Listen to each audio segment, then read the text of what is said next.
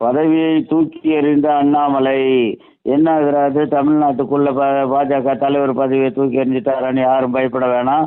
அது நம்ம தலைவர் அந்த அவ்வளோ சீக்கிரம் விட்டுட்டு போக மாட்டார். அவருடைய ஒரு கோல், ஒரு எய்ம் இருக்குது. அது தமிழ்நாட்டை பாஜக தலைமையில் தமிழ்நாட்டில் ஆட்சியை கொண்டாடுறது அவருடைய குறிக்கோளாக இருக்கு. சமீபத்தில் இவர் டெல்லி போயிருந்தாரு. அங்கே பாஜக தலைவர்களோட எல்லா இடத்துலையும் கூட்டணி வந்தார். மோடிஜி இவரை ஒரு கௌரவிக்கிற வகையில் இவருக்கு ஒரு மிகப்பெரிய பதவி கொடுக்கணும்னு சொல்லி அவரையும் அழைச்சிருந்தாரு.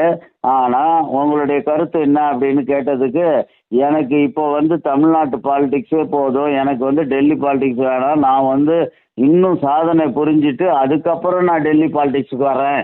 அப்போ எனக்கு ஒரு முக்கியமான வேலை இருக்குது தமிழ்நாட்டில், இன்னும் தமிழகத்தில் பாஜகவை ஆட்சிக்கு கொண்டாடணும் அப்படின்னு சொல்லி அந்த கேபினெட் அமைச்சர் பதவி டெல்லியில் கொடுக்கறத இவர் தூக்கி எறிஞ்ச மாதிரி எனக்கு வேணான்னு சொல்லி அவருடைய மோடிஜியினுடைய அன்பை பெற்று அவர் சரி அவருடைய இஷ்டம் அப்படி விட்டு பிடிங்க அப்படின்னு சொல்லிட்டாரு அப்படின்ற மாதிரி இருக்குது.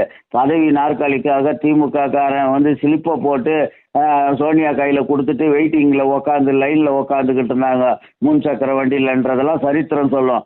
ஆனால் கேபினெட் அமைச்சர் பதவி கொடுக்குறேன் அப்படின்னா அதை எனக்கு வேணாம், தமிழ்நாட்டில் பாஜக தலைவராக இருந்து இந்த பாஜகவை வளர்க்குறது தான் என்னுடைய வேலை, என்னுடைய ஆட்டம் தமிழ்நாட்டில் தான் அப்படின்னு சொல்லி அங்கேருந்து கம்பீரமாக மீண்டும் தமிழ்நாட்டுக்கு இறங்கினாரே பாஜக தலைவர், பாஜக அண்ணாமலை. பாஜக தொண்டர்கள்லாம் பெருமூச்சு விட்டு அப்பா அவர் தமிழ்நாட்டு கட்சி தலைவராகவே மீண்டும் சேர்ந்துட்டார், அவர் இல்லைன்னா நாங்கள் பாஜகவில் இருக்க மாட்டோம் அப்படின்ற அளவுக்கு பெரிய அளவுக்கு ஒரு ரசிகர்கள் கூட்டம்ன்ற மாதிரி ஒரு தொண்டர்கள் கூட்டம் அவர் பின்னால் தொடர்ந்து இருக்குதுன்றது தான் உண்மை.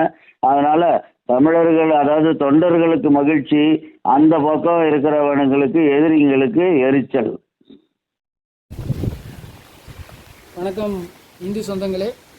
திருநெல்வேலி மாவட்டம் நாங்குநேரி தாலுகா ஆண்டார்குளம் கிராமத்திலேருந்து நாங்கள் பேசுகிறோம்.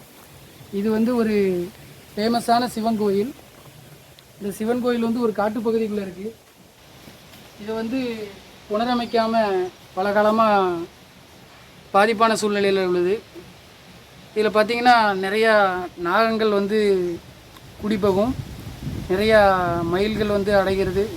பல விசித்திரமான கோயில் இந்த கோயில். இந்த கோயிலை புனரமைக்கிறதுக்கு நாங்கள் பல காலமாக ரெடி பண்ணிக்கிட்டு இருக்கோம். ஆனால் எங்களால் இன்னும் முடியலை. எங்களால் எக்கனாமிக் பிரச்சனைனால முடியலை. இதை பாருங்கள், ஜல்லி அடித்து போட்டிருக்கோம், ஜல்லி எல்லாமே அடிச்சிருக்கோம். மேலே சீட்டு பாருங்கள், மேலேருந்து பனங்காயாக விழுந்து சீட்டெலாம் நொறுங்குது.